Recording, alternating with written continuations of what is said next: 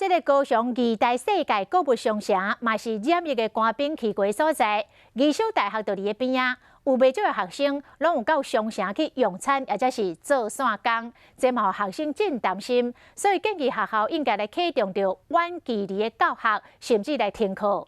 学校讲，目前也是维持正常上课，学生若需要自主健康管理，这请假会将款来认定。二大商城清洁人员全副武装，针对每一盏楼啊拢进行消毒。娱乐世界嘛是同款，有为了病官兵去过遮，伫20多闭馆进行大消毒。因过附近的义修大学袂少学生嘛去过商城食物件、买物件，甚至伫遐上班，这嘛互其他学生真烦恼。停一天，然后大消毒会比较保险。改远距上课比较安全一点。就讲有稳重危机，有学生伫网络顶面写讲，问过校方称这个防疫假的标准，敢会实施远距教学，也过无统一的答复，认讲校方处理的态度无够积极。对了这个代志，学校嘛出面说明。第一时间，当天晚上我们就安排他们到了我们的自主管理宿舍去做一些自主管理。我们一贯是采用防疫从严，请假从宽。